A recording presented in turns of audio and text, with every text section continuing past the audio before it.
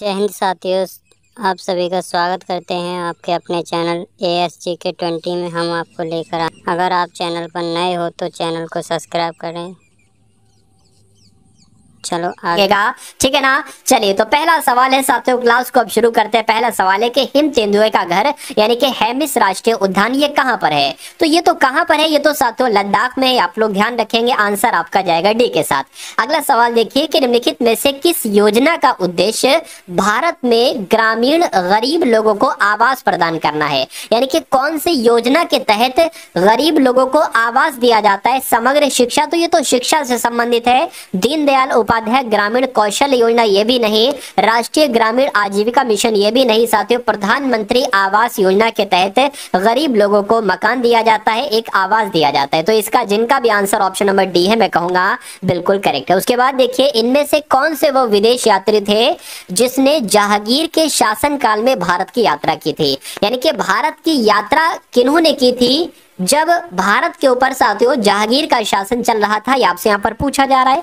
तो जब जहांगीर का शासन चल रहा था साथियों, उस समय भारत की यात्रा पर फ्रांसिस्को पेलेट आए थे। कौन आए थे साथियों? फ्रांसिस्को पेलेट आए थे। इनका नाम आप लोग ध्यान रखेंगे। उसके बाद देखिए अकबर के बाद सत्ता संभालने वाले उनके पुत्र सलीम को किसका खिताब दिया गया, जिसका मतलब होता है विश्व विजेता। तो जहांगीर की अगर बात करें, ये कौन थे साथियों? अकबर के ही तो पुत्र थे। इनका बचपन का नाम सलीम भी था और ये इनको जहांगीर का खिताब दिया गया, जिसका मतलब क्या होता है? विश्व विजेता, जिसका मतलब होता है। उसके बाद देखिए अगला सवाल है कि शिवाजी ने मुगलों को किस संधि के द्वारा किलों को हस्तांतरित किया था। मुझे बताइए, क्वेश्चन बहुत इंपॉर्टेंट है। तो पुरंदर की संधि आप लोग ध्यान रखेंगे, यानी कि शिवाजी ने मुगलों को पुरंदर की संधि के द्वारा ही किलों को हस्तांतरित किया था। आंसर आपका सी के साथ जाएगा। अष्टप्रधान का गठन जो किया गया था ना, ये किसके द्वारा किया गया था बताइए? तो ये तो साथियों शिवाजी के द्वारा किया गया था। ये तो सवाल कई बार मैं आपको करवा चुका हूं और कई बार आपके एग्जाम में भी पूछा जा चुका है। तो अष्टप्रधान का गठन साथियों शिवाजी के द्वारा किया गया था। चलिए उसके बाद देखिए रायसीना हिल कहां पर स्थित है। यह वह स्थान है जहां जम्मू और कश्मीर के डोगरा शासकों ने जम्मू में अपना किला बनाया था। नहीं, ये श्रीनगर में स्थित है। यह राष्ट्रपति भवन वाले स्थान पर स्थित है। तो मैं कहूंगा रायसीना हिल की अगर बात करते हैं तो यह तो राष्ट्रपति भवन वाले स्थान पर स्थित है। आंसर आपका सी के साथ जाएगा। उसके बाद देखिए अगला सवाल है कि विश्व की सबसे लंबी रिफ्ट वैली है। तो विश्व की सबसे लंबी रिफ्ट वैली जो है ना साथियों, जॉर्डन नदी घाटी की जो एक तरीके से है ना, यही सबसे विश्व की सबसे लंबी रिफ्ट वैली है। ये आप लोग ध्यान रखेंगे। आंसर आपका सी के साथ जाएगा। अनुच्छेद 5 की अगर बात करते हैं तो अनुच्छेद 5 में क्या लिखा हुआ है साथियों, मुझे बताइए। क्या ये संविधान के अंत पर नागरिकता के संबंध में है? मैं कहूंगा नहीं। संविधान के बारे में इसमें लिखा हुआ है या नागरिकों के मौलिक कर्तव्यों के बारे में इसमें लिखा हुआ है या संविधान के प्रारंभ पर नागरिकों के संबंध से ये संबंधित है? मैं कहूंगा देखिए अगर हम बात करते हैं अनुच्छेद 5 से लेकर 11 की, तो अनुच्छेद 5 से लेकर साथियों 11 ये नागरिकता से संबंधित बातचीत इसमें कही गई है। तो यहां पर आपका राइट आंसर जो जाएगा वो ऑप्शन नंबर डी के साथ जाएगा। यानी कि अनुच्छेद 5 संविधान के प्रारंभ पर नागरिकता के संबंध की बात कहता है। अगला सवाल है आपकी स्क्रीन पर, देखिए ये क्वेश्चन आपके लिए बहुत इंपॉर्टेंट है और अभी आप लोग साथियों इंग्लिश के क्वेश्चन देखेंगे, लेकिन उससे पहले आज की इस वीडियो में मैं आपको इंपॉर्टेंट साथियों रीजनिंग के सवाल करवाऊंगा। कौन से सवाल? रीजनिंग के सवाल करवाऊंगा, ठीक है ना। चलिए और एक तरीके से टॉप लेवल के साथियों मैं सिर्फ देखिए बहुत ज्यादा नहीं क्वेश्चन लाया हूं, मैं सिर्फ आपके लिए 10 क्वेश्चन लाया हूं और ये 10 क्वेश्चन की अगर बात करें पूरी रीजनिंग के सबसे खास टॉपिक हैं, सबसे खास टॉपिक से साथियों क्वेश्चंस लिए हैं, ठीक है ना। तो ये बात भी आप लोग यहाँ पर ध्यान रखेंगे। किस संविधान संशोधन के द्वारा दिल्ली को राष्ट्रीय राजधानी क्षेत्र का दर्जा दिया गया? अगर आपसे साथियों पूछा जाए तो 69वां संविधान संशोधन के तहत ही दिल्ली को राष्ट्रीय राजधानी क्षेत्र का दर्जा दिया गया था। अगला सवाल देखिए कि भारत में एकल नागरिकता अपनाई गई है। तो जो एकल नागरिकता है ना साथियों, ये किस देश के संविधान से एक तरीके से है? तो मैं कहूंगा ये तो इंग्लैंड से है, इसलिए राइट आंसर आपका जाएगा ऑप्शन नंबर ए के साथ। चलिए तो एकल नागरिकता का प्रावधान इंग्लैंड के संविधान से लिया गया है। भारत में नागरिकता प्राप्त करने का नियम कौन बनाता है?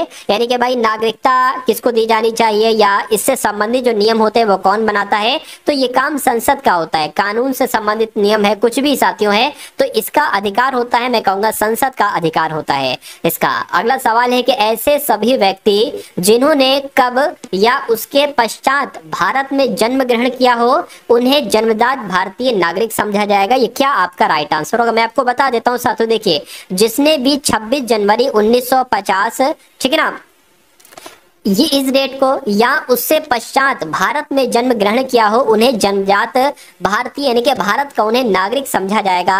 या आप लोग ध्यान रखेंगे, राइट आंसर आपका जाएगा ऑप्शन नंबर सी के साथ भाई। बहुत बढ़िया, वेरी गुड क्लास। चलिए साथियों, उसके बाद देखिए अगला सवाल है कि भारत में दूसरा उच्च संवैधानिक पद कौन सा है। साथियों, अगर आपने अभी तक इस वीडियो को लाइक नहीं किया है तो तुरंत साथियों इस वीडियो को आप लोग लाइक कर दीजिए, और अगर चैनल पर नए हैं तो चैनल को भी साथियों आप सभी लोग सब्सक्राइब कर लीजिए। एक उसके बाद देखिए अगला सवाल है कि उपराष्ट्रपति के शपथ या प्रतिज्ञान संबंधी प्रावधान संविधान के कौन से अनुच्छेद में दिए गए हैं। तो ये तो साथियों अनुच्छेद 69 में दिए गए हैं। कौन से अनुच्छेद में दिए गए हैं? अनुच्छेद 69 में दिए गए हैं। आप सभी लोगों को यहाँ पर याद रखना चाहिए। नेक्स्ट नंबर का सवाल है कि भारत के उपराष्ट्रपति को शपथ कौन दिलाता है, बताइए। तो भारत के उपराष्ट्रपति को देखिए, उपराष्ट्रपति को शपथ राष्ट्रपति दिलाते हैं, ये आप सभी लोगों को यहाँ पर मालूम होना चाहिए, ठीक है ना। और अगर उपराष्ट्रपति इस्तीफा देना चाहे तो वो राष्ट्रपति को ही देते हैं। नेक्स्ट नंबर का सवाल है कि आम आदमी पार्टी का गठन किस वर्ष में किया गया था, मुझे बताइए।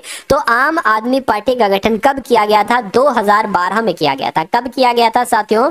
2012 में ही आम आदमी पार्टी का गठन किया गया था, ये आपको मालूम होना चाहिए। अगला सवाल है आपकी स्क्रीन पर कि भारतीय संविधान के अनुच्छेद 344 के अंतर्गत प्रथम राजकीय भाषा आयोग का गठन कब किया गया और किसकी अध्यक्षता में किया गया, ये आपसे यहाँ पर पूछा जाए। क्वेश्चन साथियों बहुत इंपॉर्टेंट है, ये समझ लीजिए साथियों। 80% चांसेस है साथियों इस सवाल के आपके एग्जाम में आने के, तो बहुत अच्छे तरीके से इन सभी सवालों को आपको देखना है। देखिए, भारतीय संविधान के अनुच्छेद 344 के अंतर्गत जो पहला राजकीय भाषा आयोग था, इसका गठन कब किया गया था? तो मैं कहूंगा 1955 में किया गया था। और किसकी अध्यक्षता में किया गया था? तो बीजी खेर की अध्यक्षता में किया गया था, ये भी आप लोग ध्यान रखेंगे। अर्थशास्त्री उस व्यक्ति को बेरोजगार के रूप में परिभाषित करते हैं जिसे 1 घंटे का काम भी नहीं मिलता। देखिए, अब यहाँ पर आपको बताना है, जिसे यहाँ पर एक खाली जगह है, आपको बताना है कि जिसे 1 महीने में 1 घंटे का काम नहीं मिलता उसे अर्थशास्त्री बेरोजगार मानते हैं, या जिसे 1 सप्ताह में 1 घंटे का काम नहीं मिलता उसे, या जिसे 1 दिन में 1 घंटे का काम नहीं मिलता उसे अर्थशास्त्री लोग बेरोजगार मानते हैं, या आधा दिन में। तो मैं कहूंगा साथियों, क्या आपका सही जवाब होगा? आधा दिन, यानी कि अर्थशास्त्री उसे बेरोजगार मानते हैं जिसे आधे दिन में 1 घंटे का भी काम नहीं मिलता। तो आंसर आपका डी के साथ जाएगा। नेक्स्ट नंबर का सवाल है आपकी स्क्रीन पर कि भारत में छिपी हुई बेरोजगारी यानी कि प्रच्छन्न बेरोजगारी मुख्य रूप से संबंधित है। तो किससे संबंधित है साथियों? देखिए और मुझे बताइए किससे संबंधित है। देखिए, कृषि क्षेत्र से संबंधित है, तो मैं कहूंगा बिल्कुल कृषि क्षेत्र से संबंधित है। ग्रामीण क्षेत्र से संबंधित है, बिल्कुल ग्रामीण क्षेत्र से भी संबंधित है। यानी कि जो छुपी बेरोजगारी होती है एक तरीके से, ठीक है, वो कृषि क्षेत्र में भी होती है और ग्रामीण क्षेत्र में होती है, लेकिन शहरी क्षेत्र में और विनिर्माण क्षेत्र में ना के बराबर यानी कि नहीं है कह सकते हैं। तो मैं कहूंगा ये 1 और 2 वाला आपका बिल्कुल सही हो जाएगा। सही हो जाएगा तो यही आपका क्या हो जाएगा? बिल्कुल करेक्ट आंसर हो जाएगा, ठीक है ना। चलिए, आप साथियों को है कि सरकार ने मंदिरों, मठों और ट्रस्ट के रजिस्ट्रेशन को अनिवार्य किया है, तो किसने किया है साथियों? मैं कहूंगा बिहार सरकार के द्वारा ही मंदिरों, मठों और ट्रस्ट के रजिस्ट्रेशन को अनिवार्य बनाया गया है। उसके बाद देखिए, अमेरिका ने किस देश की सैन्य खरीद के लिए $3.5 बिलियन जारी किए हैं? तो किसकी बात चल रही है? इजराइल की बात चल रही है, यानी कि अमेरिका ने इजराइल देश की सैन्य खरीद के लिए $3.5 बिलियन जारी किए हैं। नेक्स्ट नंबर का सवाल है कि भारत और किस देश ने अपना विदेश कार्यालय परामर्श आयोजित किया है? तो किसने किया है साथियों? जाम्बिया किया गया है, यानी कि भारत और जाम्बिया ने अपना विदेश कार्यालय परामर्श आयोजित किया है। आंसर आपका जाएगा बी के साथ। अगला सवाल है आपकी स्क्रीन पर कि किस राज्य के पूर्व मुख्यमंत्री बुद्धदेव भट्टाचार्य का निधन हुआ है? तो ये तो पश्चिम बंगाल के साथियों मुख्यमंत्री थे, इनका नाम था बुद्धदेव भट्टाचार्य। तो अब आपके साथियों कौन से क्वेश्चन शुरू हो चुके हैं? आपके साथियों आपके सामने से अब रीजनिंग के क्वेश्चन गुजरेंगे। कौन से क्वेश्चन गुजरेंगे? रीजनिंग के क्वेश्चन गुजरेंगे। तो बहुत ध्यान से इन सभी क्वेश्चंस को आप लोग करने की कोशिश कीजिएगा। अब जैसे कि आपके सामने साथियों एक नंबर सीरीज वाला क्वेश्चन है, जैसे कि आपसे एग्जाम में इस टाइप से पूछा जाएगा कि 12 है, फिर 3 है, उसके बाद 24 आ गया, उसके बाद 6 आ गया, उसके बाद 36 आ गया, उसके बाद 9 आ गया, तो उसके बाद यहाँ पर कौन सा नंबर आएगा? ये चीज आपसे यहाँ पर जो है ना जो साथियों क्या की जा रही है वो आपसे पूछी जा रही है। तो कैसे सवाल होगा? देखिए, ये 12 से 24 हुआ है, 24 से 36 हुआ, यानी कि 12 बढ़ाया गया, फिर 12 बढ़ाया गया, तो यहाँ पर क्या मेरे हिसाब से 12 बढ़ाया जाना चाहिए। ये साथियों 3 से 6 हुआ है, फिर 3 बढ़ाया गया है। तो यहाँ पर अगर ये आपसे पूछा जाता तो आप 12 बताते, लेकिन इसमें सबसे 12 12 हो रहा है साथियों, तो यहाँ पर 48 आ जाएगा। और 48 कौन से ऑप्शन में है, तो ऑप्शन नंबर ए वाले में है। तो ये क्या होगा, ये आपका बिल्कुल करेक्ट आंसर हो जाएगा। उसके बाद देखिए अगला सवाल है आपके स्क्रीन पर कि एक छायांकित छाया चित्र की ओर इंगित करते हुए एक महिला कहती है एक व्यक्ति से, क्या एक महिला कह रही है एक व्यक्ति से, वो क्या कह रही है, महिला कह रही कि वह तुम्हारे भाई का, मान लीजिए ये वही व्यक्ति है, क्या ये वही व्यक्ति है जिससे महिला कह रही, ये कौन है, ये महिला है। महिला कह रही है इस व्यक्ति से, कह रहे कि वह तुम्हारे भाई का, यानी कि तुम्हारा भाई, तो ये तुम्हारा भाई हो गया, ठीक है ना, वह तुम्हारे भाई के दादा। अब इस भाई के दादा कौन होंगे, एक तो इसके पिताजी होंगे और इनके पिताजी होंगे, वही तो साथियों दादा होंगे। तो कहने के तुम्हारे भाई के दादाजी के इकलौते पुत्र, अच्छा भाई इकलौता पुत्र तो यही होगा, इकलौता पुत्र तो यही होगा ना, इकलौते पुत्र की पत्नी, क्या इकलौते पुत्र की पत्नी है, ठीक है, यानी कि वहां तुम्हारे भाई के इकलौते पुत्र की पत्नी है। तो छायाचित्र में प्रदर्शित महिला इस व्यक्ति से कैसे संबंधित होगी, यानी कि ये व्यक्ति इनको क्या कहेगा, ये व्यक्ति इनको क्या कहेगा साथियों। देखिए ये इनके पिताजी हैं, ये भी इनके पिताजी, ये दोनों आपस में भाई भाई हैं। तो जब ये इनकी पत्नी हो जाएंगे तो मैं कहूंगा ये माँ तो होंगी, इसकी भी और इसकी भी। तो कहा जा रहा है कि उस व्यक्ति से महिला क्या कहेगी, तो मैं कहूंगा साथियों क्या आपका सही जवाब होगा, माँ कहेगा, यानी कि ये व्यक्ति। तो आपका राइट आंसर माँ के साथ जाएगा। और जिनका आंसर यहाँ पर ऑप्शन नंबर डी के साथ था, तो मैं कहूंगा बिल्कुल करेक्ट था। उसके बाद देखिए अब आपके सामने यहाँ पर 3 शब्द दे रखे, एक दे रखा है साथियों पुरुष, एक दे रखा है साथियों यहाँ पर उद्यमी, और एक दे रखा है साथियों परोपकारी। आपको बताने कि इन तीनों के लिए कौन सा आरेख बन सकता है, मुझे बताइए। देखिए अब ये मान लीजिए क्या होगा, ये पुरुष हो गए।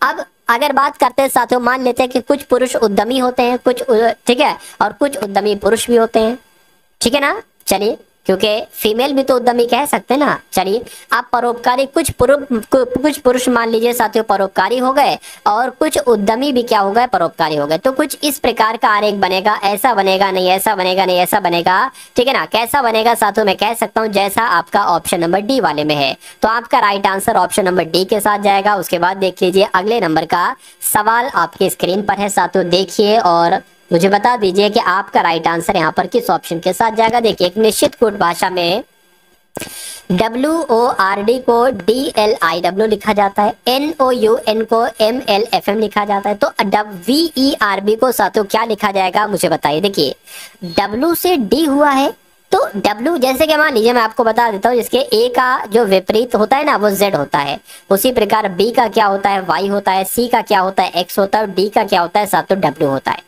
ठीक है। तो यहाँ पर साथियों D का विपरीत आया है W, और O का विपरीत क्या होता है, L। देखिए अगर आप लव वर्ड लिखेंगे तो L का अपोजिट हो जाएगा O, या O का अपोजिट हो जाएगा L, और V का अपोजिट हो जाएगा E, या E का अपोजिट हो जाएगा V। तो यहाँ पर साथियों O लिखा है ना, तो O का अपोजिट L होता है। आ गया।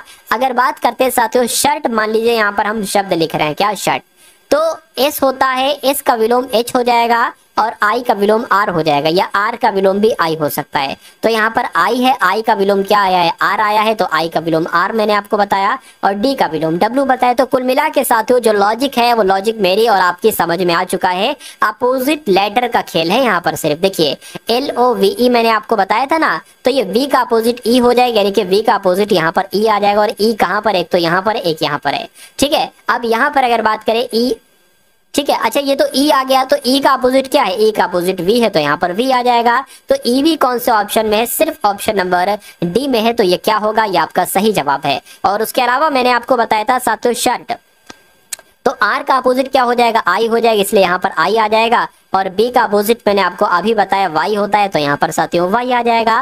तो EV IV option number D में है, इसलिए जिनका आंसर यहाँ पर ऑप्शन नंबर डी था बिल्कुल करेक्ट था।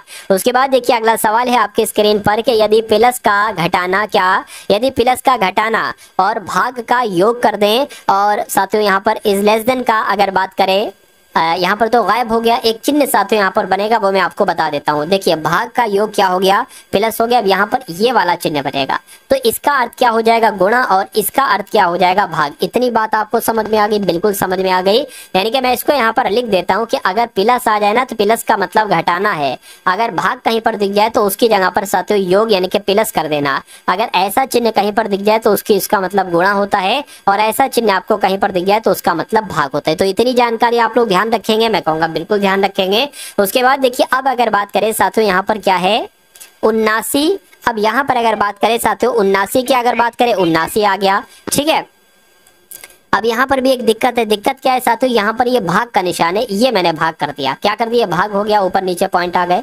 तो भाग की जगह पर अगर बात करें प्लस आ जाएगा, तो प्लस आ गया, 11 है तो 11 कर दिया, ठीक है। ये वाला चिन्ह है, इसका मतलब गुणा होता है, गुणा हो गया, 18 हो गया। इस वाले चिन्ह का मतलब क्या होता है, भाग होता है, तो साथियों यहाँ पर भाग हो गया, और ब्रैकेट में आपका 6 आ गया, और इस वाले चिन्ह का साथियों मतलब भाग हो गया, 3 आ गया, प्लस का मतलब क्या है, -9 आ गया। तो इसको आपको कैलकुलेट करना है।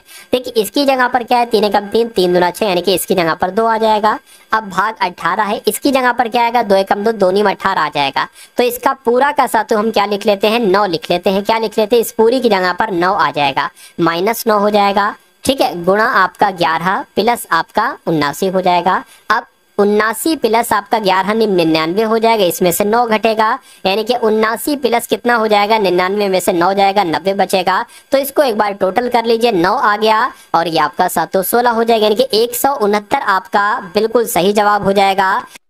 एक कक्षा में कुल छात्र 60 हैं, यानी कि एक पूरी क्लास में कितने छात्र हैं, 60 छात्र हैं। करेंगे छात्र बी का रैंक योग्यता क्रम में नीचे की ओर से 41वां, यानी कि साथियों एक पंक्ति है, हम मान सकते हैं इस पंक्ति में टोटल कितने लोग हैं साथियों, टोटल 60 लोग हैं, और कहा जा रहा है कि बी का रैंक योग्यता क्रम में नीचे से 41वां है। मान लीजिए साथियों इसका नीचे से 41वां है, ठीक है, 41वां है, और इसका क्या नाम है, इसका बी नाम है। तो कह रहे हैं कि अगर ऊपर से चेक करेंगे तो ऊपर से बी का स्थान साथियों कितना होगा, ये आपको बताने। देखिए कभी भी ऐसा सवाल आए तो 2 संख्याएं होंगी इस सवाल में, दोनों संख्याओं को आपस में क्या कर देना है साथियों, घटा देना है, कि 60 में से 41 जाएगा, और 1 आपको जोड़ देना है। दोनों संख्याओं को आपस में घटाना है, और 1 आपको क्या कर देना है साथियों, जोड़ देना है। तो कितना बचेगा साथियों, 60 में से अगर 41 जाएगा और 1 जुड़ जाएगा तो साथियों यहाँ पर 20 बचेगा। तो मैं कहूंगा ऊपर से अगर काउंट करेंगे तो इसका 20वां स्थान होगा। कौन सा स्थान होगा, 20वां स्थान होगा। तो ये आपका बिल्कुल करेक्ट आंसर हो जाएगा।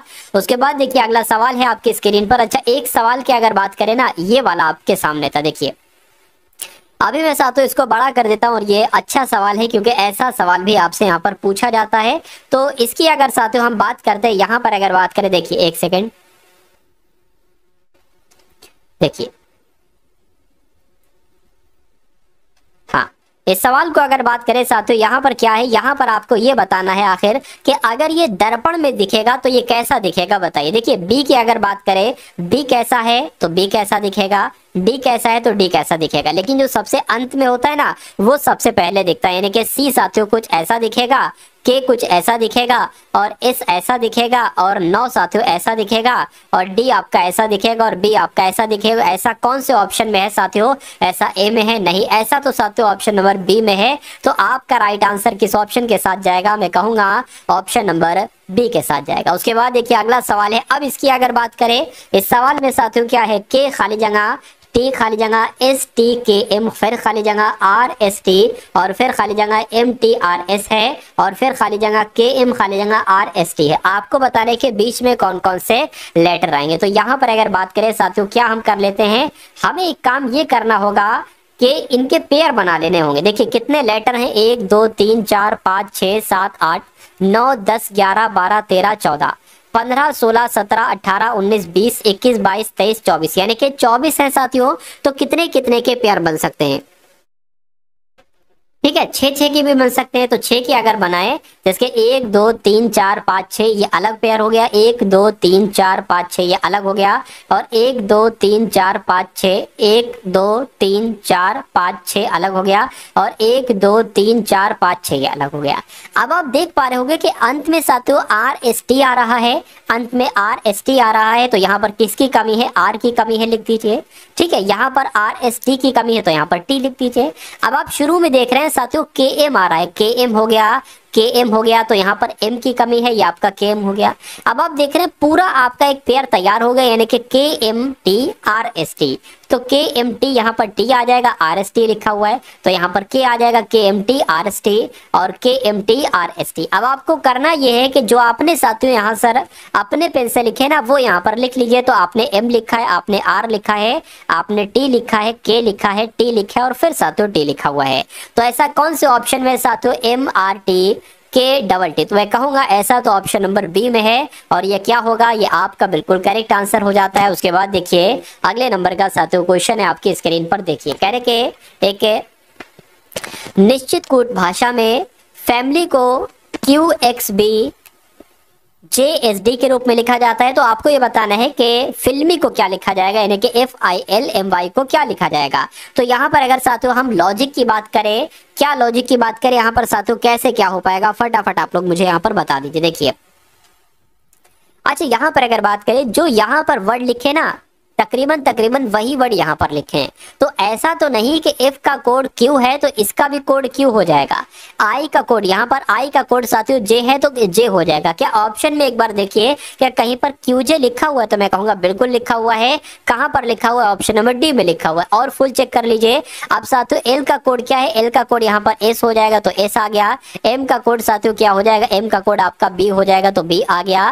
और एक तरीके से साथियों Y का कोड क्या हो जाएगा, Y का कोड आपका D हो जाएगा। तो बिल्कुल साथियों मैच कर रहा है। तो जिनका आंसर यहाँ पर ऑप्शन नंबर डी के साथ था, मैं कहूंगा आपका आंसर बिल्कुल करेक्ट है। अब इंग्लिश के साथियों आप लोग क्वेश्चंस देख लीजिए। कह रहे कि वन वर्ड सब्स्टिट्यूशन आपसे यहाँ पर कहा जा रहा है। कह रहे कि a place where antiques are kept, यानी कि एंटीक्यूज को जहां पर केप्ट किया जाता है साथियों उनको उसको क्या कहा जाता है, ये आपको साथियों बताना है। बताइए चलिए एंटीक्यू की अगर बात करें जो साथियों प्राचीन चीजें नहीं होती, पुरानी चीजें होती हैं, तो कहां पर रखी जाती हैं चीजें साथियों, म्यूजियम में रखी जाती हैं सारी चीजें। तो मैं कहूंगा कि आपका राइट आंसर अगर है म्यूजियम तो बिल्कुल करेक्ट है, क्योंकि म्यूजियम का मतलब क्या होता है साथियों, संग्रहालय इसका मतलब होता है। क्या इसका मतलब होता है, इसका मतलब संग्रहालय होता है। अब उसके बाद देखिए select the incorrectly spelled word, यानी कि 4 ऑप्शन में से किस वर्ड की स्पेलिंग आपको गलत लग रही है मुझे बताइए। देखिए और बताइए सही जवाब क्या होगा। देखिए पैलेस लिखा है, बिल्कुल सही लिखा हुआ है। और पैलेस का मतलब क्या होता है, महल होता है, मैं कहूंगा बिल्कुल सही है। उसके अलावा पेडल की अगर बात करें, पेडल मतलब क्या होता है साथियों, देखिए पेडल का मतलब होता है कहीं ना कहीं किसी को तंग करना। क्या, किसी को तंग करना ही पेडल करना कहलाया जाता है। और पैकेट की अगर बात करते, देखिए ये तो पैकेट लिखा हुआ, पैकेट नहीं होता है साथियों, क्या होता है PA आना चाहिए, PACKET पैकेट। और पैकेट का मतलब क्या होता है, कहते नहीं भाई कैसा पैकेट है, ठीक है, कितने का पैकेट है, कहते हैं पैकेट, तो ये इसका मतलब वो हो जाएगा। चलिए पेंट की अगर बात करें, पेंट की स्पेलिंग भी बिल्कुल सही, यानी कि कौन से वर्ड की स्पेलिंग गलत थी, ऑप्शन नंबर सी वाले वर्ड की स्पेलिंग गलत थी। सही क्या होगी वो भी मैंने आपको बता दी। उसके बाद देखिए अगला सवाल है कि अब आपसे पूछा जा रहा है सिनोनिम क्या होगा। विली का साथियों सिनोनिम आपसे यहाँ पर पूछा जा रहा है। तो एक तरीके से विली का मतलब क्या होता है और इसका सिनोनिम साथियों क्या हो जाएगा बताइए। देखिए इसको हम लोग चतुर भी कह सकते हैं कि भाई बहुत चालाक है। क्या, बहुत चालाक है, तो इसको कहा जाता है। अगर बात करें फ्रैंक, फ्रेंडली, क्राफ्टी या ऑनेस्ट, ऑनेस्ट नहीं होगा, फ्रेंडली नहीं, फ्रैंक नहीं होगा, क्राफ्टी को एक तरीके से कहीं ना कहीं क्राफ्टी या विली का सिनोनिम हो जाएगा और यही आपका राइट आंसर हो जाएगा, क्योंकि क्राफ्टी का मतलब भी चालाक ही होता है। चलिए अगले नंबर का सवाल देखिए कि अब आपको बताने साथियों फुल स्टीम अहेड का मीनिंग क्या होता है। ये एक इडियम है, इसका मतलब साथियों आपसे यहाँ पर पूछा जा रहा है, मुझे बताइए। चलिए देखिए फुल स्टीम अहेड का मतलब होता है बहुत एक तरीके से साथियों दृढ़ता से। क्या, अगर बात करें दृढ़ता से आगे बढ़ना, क्या, दृढ़ता से आगे बढ़ना, एक तरीके से इसको क्या कहा जाता है, तो फुल स्टीम अहेड कहा जाता है। इसका मतलब क्या होगा, miss the train before reaching नहीं, मेक ए ट्रेन जर्नी नहीं, मूव ऑनवर्ड विद डिटर्मिनेशन, मैं कहूंगा बिल्कुल साथियों मूव ऑनवर्ड, यानी कि आगे बढ़ना डिटर्मिनेशन के साथ, यानी कि दृढ़ता के साथ। तो आपका अगर आंसर है ऑप्शन नंबर सी के साथ, तो मैं कहूंगा आपका आंसर बिल्कुल करेक्ट हो जाता है। उसके बाद देखिए अगला सवाल है, अब आपसे पूछा जा रहा है, यहाँ पर वन वर्ड सब्स्टिट्यूशन है, यहाँ से शुरू हुआ यहाँ पर खत्म है। Person who is not expert in field of art और म्यूजिक, यानी कि किसी क्षेत्र में अगर कोई एक्सपर्ट नहीं है तो उसको साथियों क्या कहा जाएगा। आपसे देखिए, अगर किसी भी को मान लीजिए कि किसी क्षेत्र में वो एक्सपर्ट नहीं है तो उसको अनुभवहीन कहा जाएगा। अगर किसी चीज में वो एक्सपर्ट है यानी कि उसको अनुभव कहा जाएगा, लेकिन अगर किसी चीज में वो एक्सपर्ट नहीं है तो उसको अनुभवहीन कहा जाएगा। और अनुभवहीन की इंग्लिश क्या होती है, मैं कहूंगा साथियों एमेचर होती है। इसलिए कुल मिला के आपका राइट आंसर जो जाएगा वो ऑप्शन नंबर ए के साथ जाएगा, और जिनका आंसर ए है बिल्कुल करेक्ट है।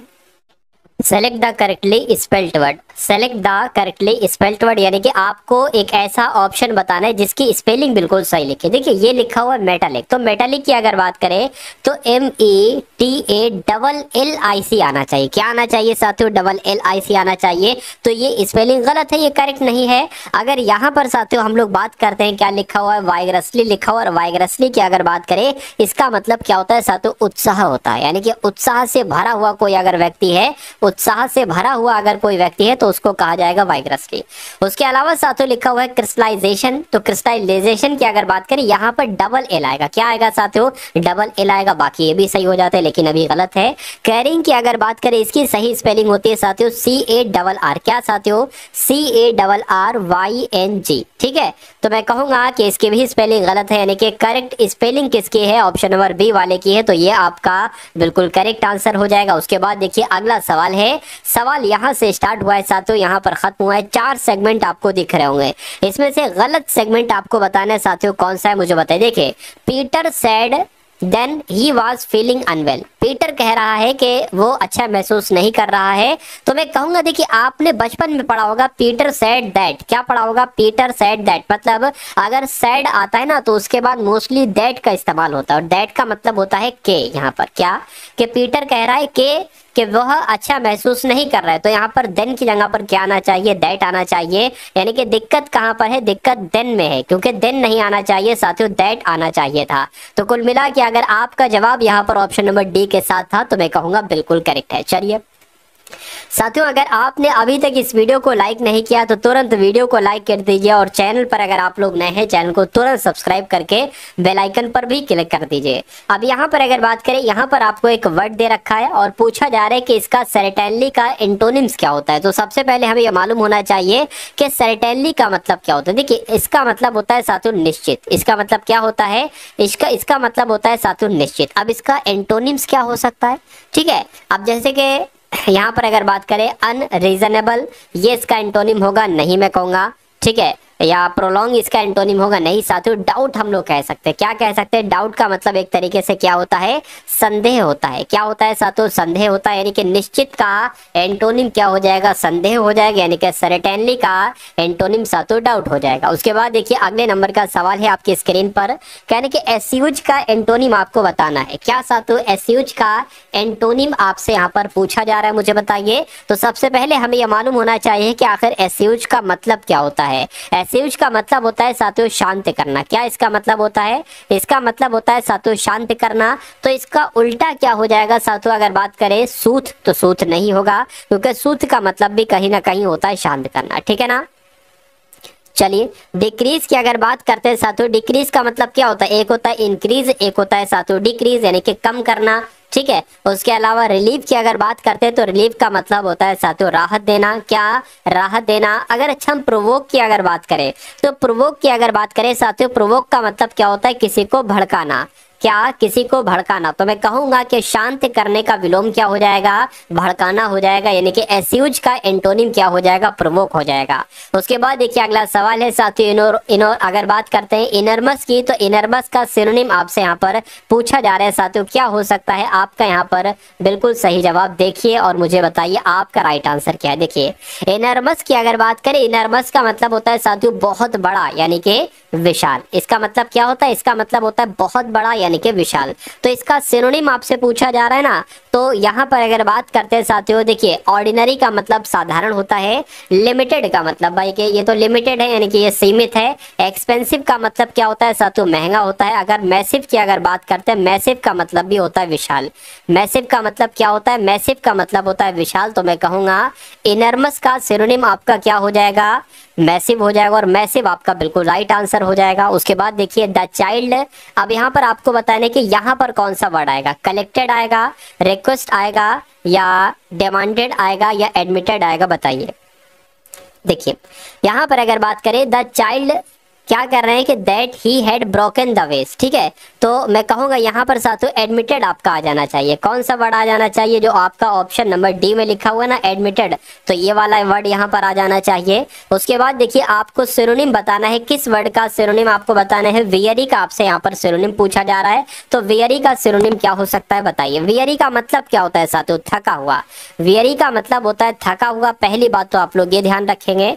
और इसके सिनोनिम की अगर बात करें, क्या अपसेट हो सकता है, टायर्ड हो सकता है, बिल्कुल साथियों टायर्ड का मतलब भी थका हुआ होता है, और वियरी का मतलब भी थका हुआ होता है, यानी कि वियरी का सिनोनिम क्या हो जाएगा, टायर्ड हो जाएगा, और यही आपका राइट आंसर हो जाएगा। उसके बाद देखिए नेक्स्ट नंबर का सवाल है आपकी स्क्रीन पर कि मूव फास्टर। मूव फास्टर आपको बताने ये वन वर्ड सब्स्टिट्यूशन है, यानी कि मूव फास्टर को आपको एक वर्ड में अगर मैं आपसे कहूं तो आप साथियों किसका इस्तेमाल करेंगे, बताइए। क्या एक्सेलरेट का इस्तेमाल करेंगे, तो इसका मतलब तो साथियों होता है खुश करना। क्या, खुश करना इसका मतलब होता है। अच्छा, मूव फास्टर का मतलब क्या होता है, अपनी स्पीड को बढ़ाना, यानी कि अपनी गति को बढ़ाना ही एक तरीके से इसको क्या कहा जाता है, मूव फास्टर कहा जाता है। एक्सेलरेट का मतलब क्या होता है, देखिए बाइक में आप देखते हैं जो आपका राइट हैंड वाला हैंडल होता है ना, जिसको आप पकड़ते हैं साथियों, वो जब आप खींचते हो तो गाड़ी आगे बढ़ते, यानी कि उसको एक्सेलरेटर कहा जाता है, यानी कि गति को बढ़ाने वाला। एक्सेलरेट मतलब होता है गति एक तरीके से, तो मैं कहूंगा गति बढ़ाना, यानी कि मूव फास्टर का मीनिंग क्या हो जाएगा, एक्सेलरेट हो जाएगा, और यही आपका बिल्कुल करेक्ट आंसर हो जाएगा। उसके बाद देखिए अगले नंबर का सवाल है select the most appropriate meaning of the given word, यानी कि फ्ली मार्केट का मतलब आपको बताना है क्या हो सकता है, बताइए। देखिए फ्ली मार्केट का मतलब होता है साथियों कबाड़ी बाजार। क्या इसका मतलब हो जाएगा, इसका मतलब हो जाएगा कबाड़ी बाजार, तो इसका मतलब तो कबाड़ी बाजार हो जाएगा। लेकिन अब अगर बात करें कि यहाँ पर आपका राइट आंसर क्या हो जाएगा, a place where antique and second hand goods are sold, यानी कि सेकंड हैंड चीजें वहां पर बेची जाती हैं। या अच्छा यहाँ पर तो वेजिटेबल फ्रूट्स आ गया, नहीं होगा। स्टोलन गुड्स सोल्ड, ठीक है, भी नहीं होगा, ये भी नहीं होगा। मैं कहूँगा एक ऐसी जगह जहां पर सातों एंटीक्यूट्स और सेकंड हैंड गुड्स को सोल्ड किया जाता है, वही कबाड़ी बाजार कहलाया जाता है, यानी कि उसी मार्केट को फ्ली मार्केट कहा जाता है। उसके बाद देखिए अगले नंबर का सवाल है आपकी स्क्रीन पर कि select the incorrectly spelled word, यानी कि कौन से वर्ड की स्पेलिंग आपको यहाँ पर गलत लग रही है साथियों, देखिए और बताइए कि आपका सही जवाब होगा। देखिए एक तो लिखा है प्रोलॉन्ग, एक तरीके से प्रोलॉन्ग की अगर बात करते हैं ना तो इसका मतलब होता है प्रस्तावना। इसका मतलब क्या होता है, प्रस्तावना, इसकी स्पेलिंग बिल्कुल सही है। अगर हम बात करते हैं साथियों यहाँ पर साथियों मेटलरी की अगर बात करते हैं, मेटलर्जी की अगर बात करते हैं, तो इसका मतलब होता है धातु से, इसका जैसे मेटल मतलब धातु होता है ना, और इस पूरे का मतलब क्या हो जाएगा साथियों, धातु विज्ञान हो जाएगा, ठीक है ना। एडोलेसेंस की अगर बात करें तो एडोलेसेंस का मतलब होता है किशोर अवस्था। कौन सी अवस्था साथियों, किशोर अवस्था एडोलेसेंस कहते हैं हम लोग। लेकिन यहाँ पर अगर बात करते हैं साथियों ऑब्जर्वेटरी की अगर बात करें, किसकी बात करें, ऑब्जर्वेट, देखिए इसकी स्पेलिंग सही है, इसकी सही है, इसकी सही, लेकिन इसकी मुझे सही नहीं लग रही है। क्यों नहीं सही लग रही है, क्योंकि साथियों OBSER, ठीक है ना, OBSER, और उसके अलावा साथियों OBSER VAT, क्या साथियों VATORI होना चाहिए। यहाँ पर साथियों O भी आना चाहिए, TORY होना चाहिए। तो मैं कहूंगा ये वाली स्पेलिंग गलत है। गलत है तो ऑप्शन नंबर ए आपका राइट आंसर हो जाता है। उसके बाद देखिए अगला सवाल आपकी स्क्रीन पर, customers ask money for the damaged product, यानी कि कस्टमर आस्क कर रहे हैं या ग्रांट कर रहे हैं या अलाउ या क्लेम कर रहे हैं पैसों के लिए, किसके लिए, जो डैमेज प्रोडक्ट उनको मिला है उसके लिए वो पैसों का क्लेम कर रहे हैं। भाई क्लेम ही तो किया जाता है, क्या किया जाता है, क्लेम किया जाता है। या अगर आपने कोई चीज ली है और आपको वो सही नहीं लग रही या डैमेज है तो आप उसके लिए साथियों क्लेम कर सकते हो। तो आंसर आपका जाएगा डी के साथ।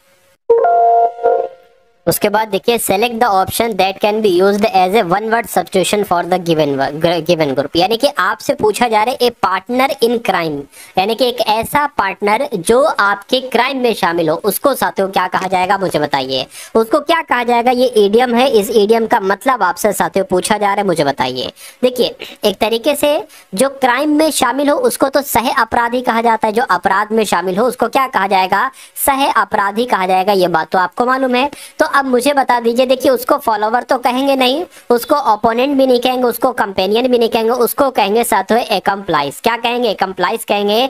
तो ये आपका बिल्कुल करेक्ट आंसर हो जाएगा। उसके बाद देखिए एंटोनिम आपको बताना है, किस वर्ड का साथियों? स्टेबल वर्ड का आपको बताना है, बताइए।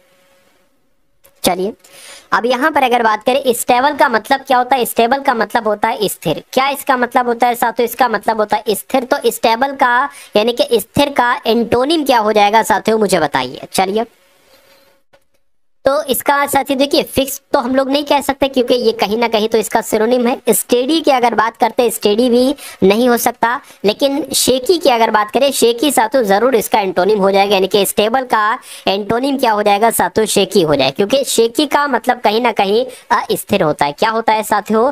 अस्थिर होता है। उसके बाद देखिए अगला सवाल है साथियों, अभी आपके सामने यहाँ पर मैथ के क्वेश्चन भी आएंगे। कौन से क्वेश्चन साथियों? मैथ के क्वेश्चन भी आएंगे। तो मैं आपको साथियों वही चीजें पढ़ाने की कोशिश कर रहा हूं जो आपको आपके एग्जाम में साथियों देखने को मिले, ठीक है ना।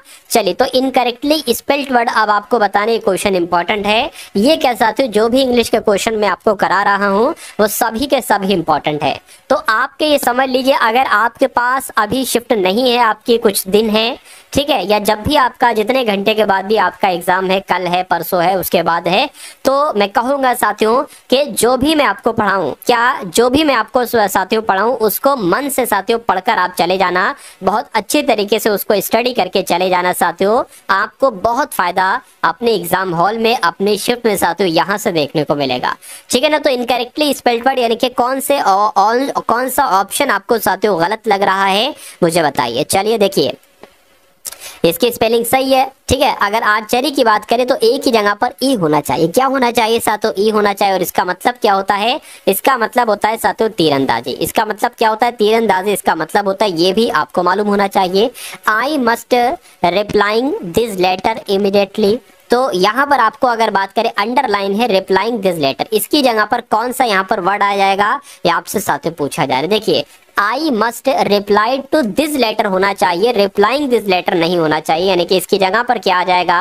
रिप्लाई टू दिस लेटर आ जाएगा, और यही आपका सही जवाब हो जाएगा। अब आपको साथियों बताना है कि इस खाली जगह में साथियों कौन सा वर्ड आएगा। कैसे खाली जगह में कौन सा वर्ड आएगा? She is so loving of plants that she can spend her entire day in garden, या फॉन्ड ऑफ प्लांट्स, या अटैच्ड ऑफ प्लांट, या साथियों इंटरेस्टेड ऑफ प्लांट्स, मुझे बताइए। देखिए she is so fond of plants, क्या she is so fond of plants, ठीक है, that she can spend her entire day in the garden, ठीक है ना। चलिए तो मैं कहूंगा कि आपका राइट आंसर यहाँ पर साथियों जो जाएगा वो ऑप्शन नंबर बी के साथ जाएगा, क्योंकि फॉन्ड का मतलब होता है शौकीन, ठीक है।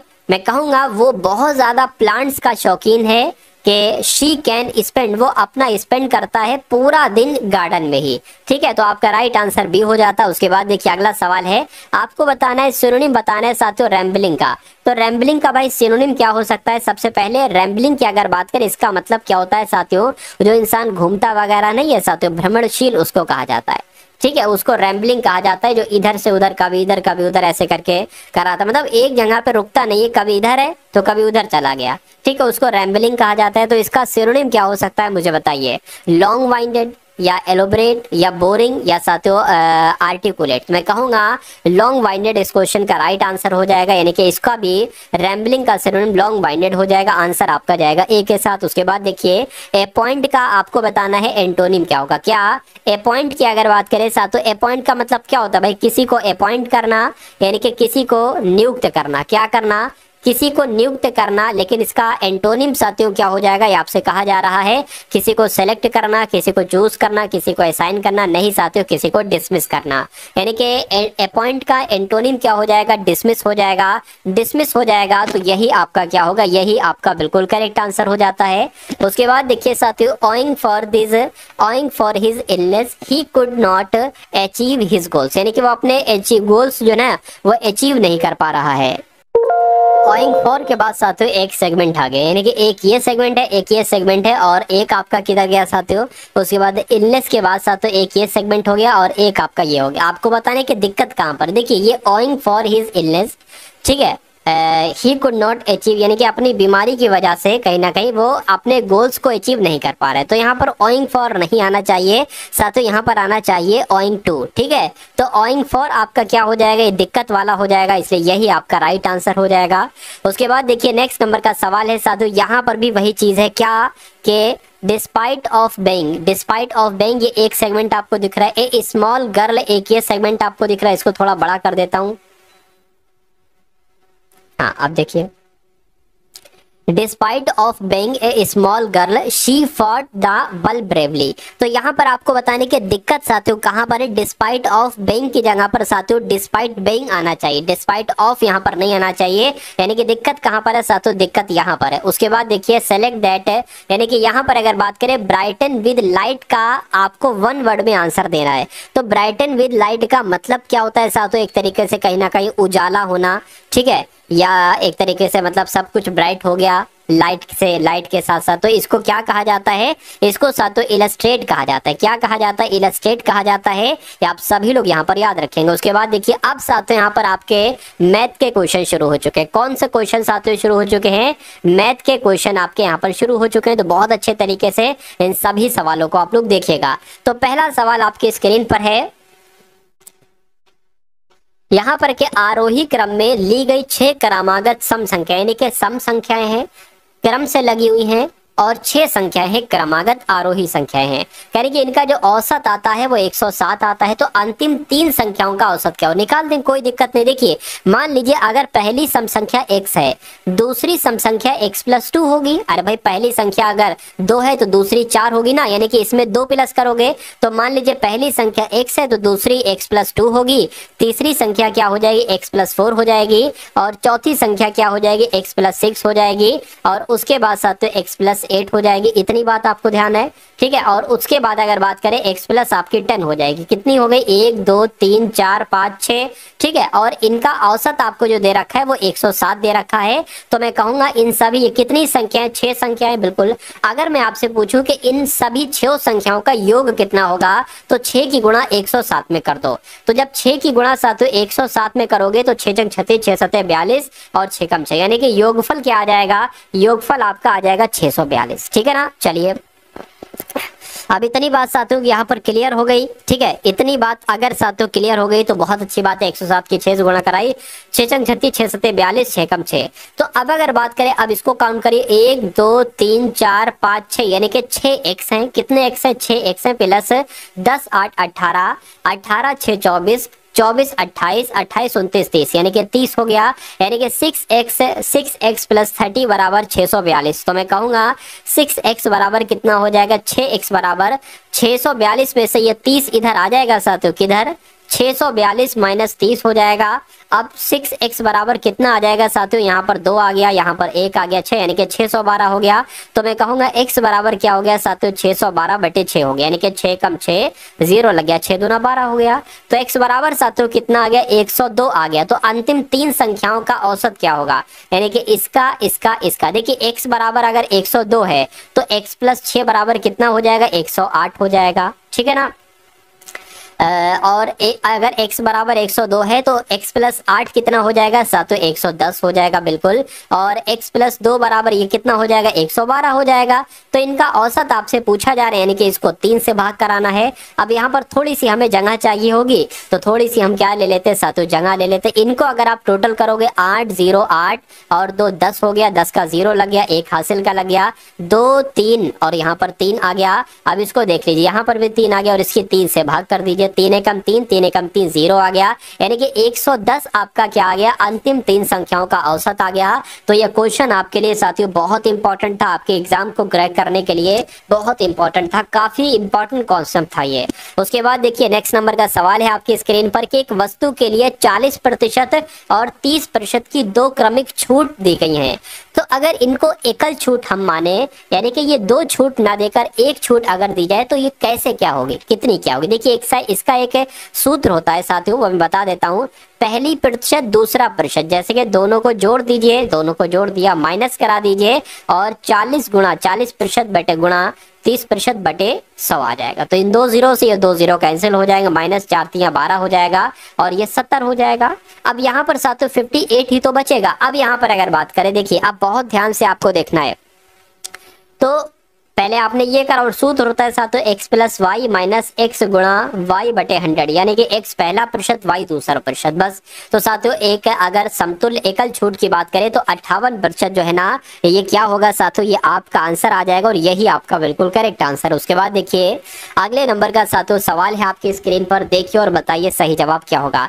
कह रहे कि वो बड़ी से बड़ी संख्या क्या होगी जो 228, 282, 288 को पूरी तरीके से विभाजित करती है। क्या वो बड़ी से बड़ी संख्या 6 होगी जो 228, 282, 288 को पूरी तरीके से विभाजित करती है, या वो बड़ी से बड़ी संख्या 8 होगी, या 3 होगी, या 4 होगी? तो अगर हम बात करें साथियों, मान लीजिए सबसे बड़ी से बड़ी संख्या वो 8 है, जो 228 को, 282 को, 288 को पूरी तरीके से विभाजित कर दे। मान लीजिए 8 से अगर हम इसको भाग करें, 8 दूना 16 हो जाएगा।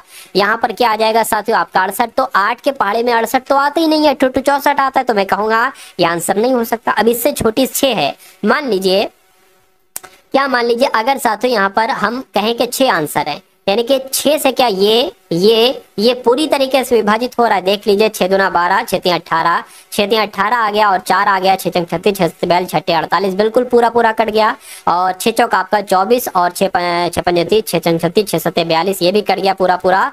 और ये क्या कटेगा, 6 चौक 24, बिल्कुल साथियों 6 पंजे 30, 6 चंग 36, 6 सत्ते 42, 6 48 पूरा कट गया।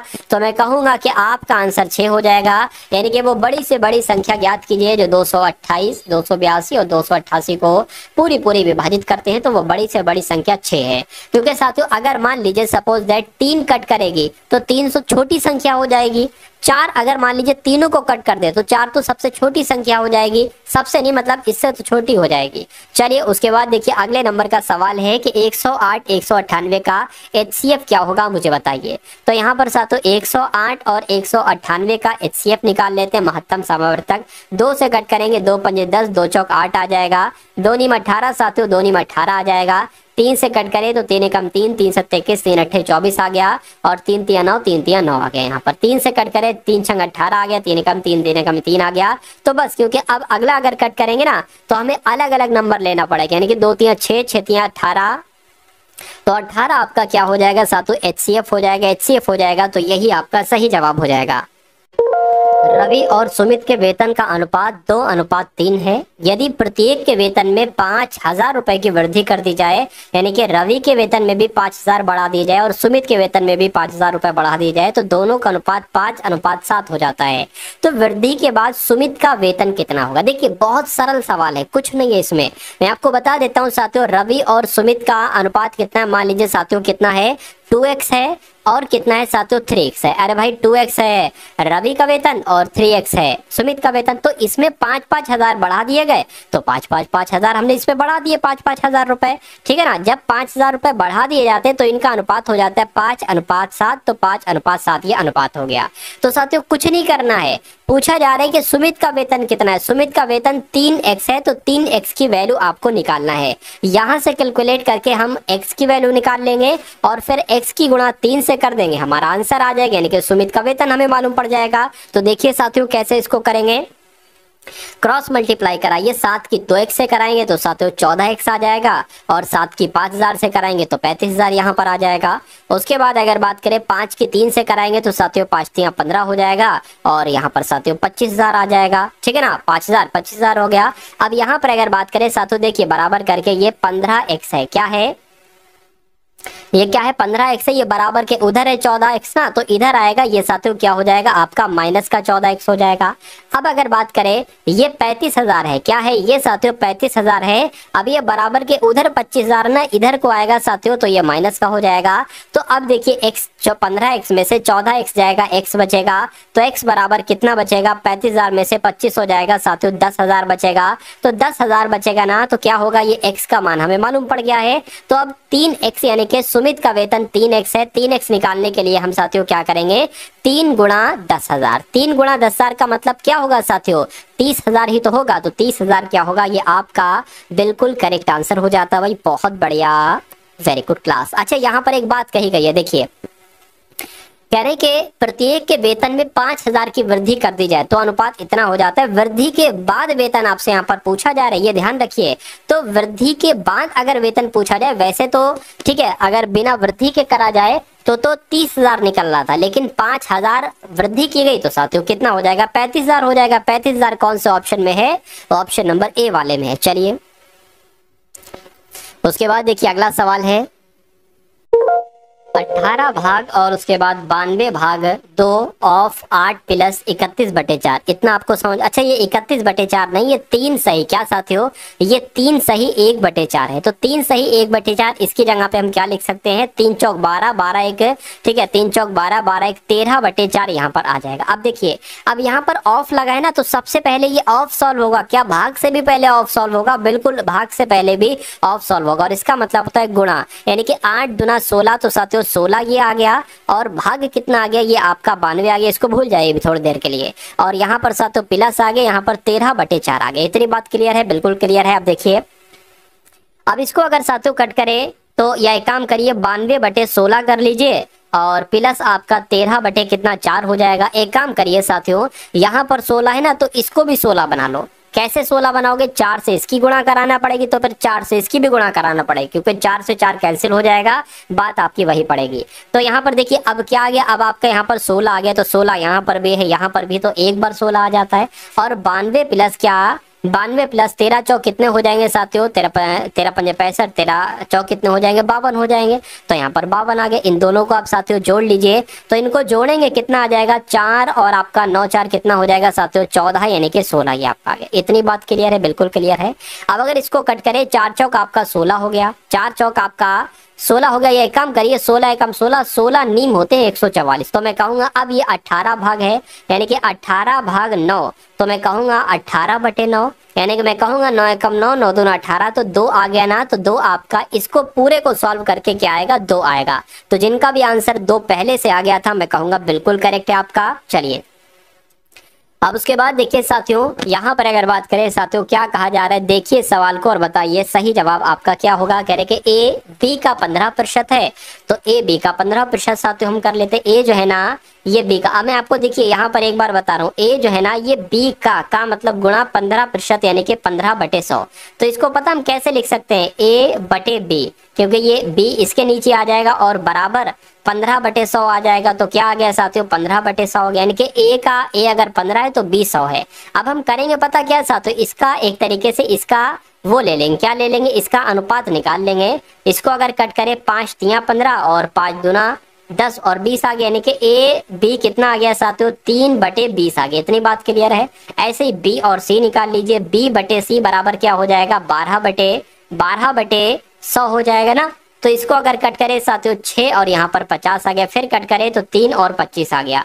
तो एक काम करो साथियों, पूरे को कैलकुलेट करके 3/25 लिख लो। क्या, 3/25 आपने लिख लिया। अब आपको ए अनुपात बी पता चल गया 3/20, बी अनुपात सी पता चल गया 3/25। अब मैं आपसे कहूंगा कि अगर मैं आपसे पूछूं कि ए अनुपात बी अनुपात सी कितना होगा, क्योंकि हो सकता हो आपके एग्जाम में भी ये पूछा जा सकता है कि ए अनुपात बी अनुपात सी कितना होगा। तो मैं आपको तरीका बता रहा हूँ, ये ए बी है ना, 3 और 20 है, और ये बी सी है ना, इसको ऐसे लिख लो आप, ठीक है, और उल्टा n बना दो। अब इसकी गुणा करा दो, यानी कि 3 तिया 9 जो होगा वो a निकलेगा, और 3 की गुणा 20 से कराओगे 60 आएगा, ये b निकलेगा। और 20 की 25 से कराओगे तो 25 दुना कितना हो जाएगा, 50, यानी कि ये आपका 500 निकलेगा। तो ये सी, यानी कि अगर a 9 है तो b 60 है, तो c 500 है। अब यहाँ पर अगर बात करें, एक बात कही गई थी कि c 500 नहीं c 1200 है, तो मैं कहूंगा c 500 नहीं c 1200 है, यानी कि मैं कह सकता हूँ क्या। अब देखिए, इसको हम ऐसे भी कह सकते हैं कि 9x 60x 500x, यानी कि 500x की जो वैल्यू दी जा रही है साथियों, वो 1200 दी जा रही है। तो x की वैल्यू पता क्या आ जाएगी, इन 2 जीरो से ये 2 जीरो कट जाएंगे, 5 एकम 5, 5 दूना 10, 5 दूना 10 हो गया। अब 2 बचे, कितना बचेगा, 2 बचेगा तो पॉइंट लगेगा, 0 बढ़ जाएगा और 5 चौक आपका 20 हो जाएगा, यानी कि x बराबर क्या आ गया 2.4 आ गया। तो अब आपसे कहा जा रहा है कि a प्लस b का मान बताइए। अरे भाई ये है 9xa और ये है 60x, तो इन दोनों को जोड़ना है, यानी कि 9 आपको पता है कि x बराबर 2.4 है और आपको ये भी पता है कि 9x, तो 9 की गुणा किससे कराना है 2.4 से कराना है और प्लस करके 60 की गुणा किससे कराना है 2.4 से कराना। इनको जोड़ दो बस आपका आंसर आ जाएगा, इसमें क्या दिक्कत है, कुछ दिक्कत नहीं है साथियों। तो अगर साथियों 2.4 की गुणा 9 से करेंगे तो कितना आ जाएगा साथियों 21.6 आ जाएगा। अगर साथियों उसी प्रकार हम 60 की गुणा 2.4 से करेंगे तो कितना आ जाएगा 144 आ जाएगा। इनको जोड़ दीजिए सारे को, तो कैसे करेंगे, कैसे जोड़ेंगे, देखिए 0.6 आपका ये आ गया, 1 और 4 आपका कितना हो जाएगा 5 हो जाएगा, 2 और 4 आपका 6 आ जाएगा और 1 आ जाएगा, यानी कि 165 जो निकलेगा वो a प्लस बी निकलेगा। 165.6 कहाँ पर है, मैं कहूँगा ऑप्शन नंबर डी में है, तो ये क्या होगा, ये आपका बिल्कुल करेक्ट आंसर हो जाएगा। उसके बाद देखिए नेक्स्ट नंबर का सवाल है साथियों, अब बहुत कुछ ज्यादा सवाल नहीं है, बस 1-2 सवाल ही आपके लिए यहाँ पर अब बाकी है। देखिए यहाँ पर अगर बात करते हैं साथियों, लिखा हुआ है कि एक दुकानदार के पास कुछ सेब हैं जिसमें से 15% खराब हो चुके हैं, शेष बढ़िया सेबों में से 90% को बेचने के बाद उसके पास 34% सेब बचते हैं। उसके पास आरंभ में कितने सेब थे आपसे पूछा जा रहा है। देखिए एक दुकानदार के पास कुछ सेब है, मान लेता हूँ x सेब है, जिसमें से 15% अगर खराब निकल जाते हैं तो मैं कहूंगा 85% उसके पास सेब बचते हैं।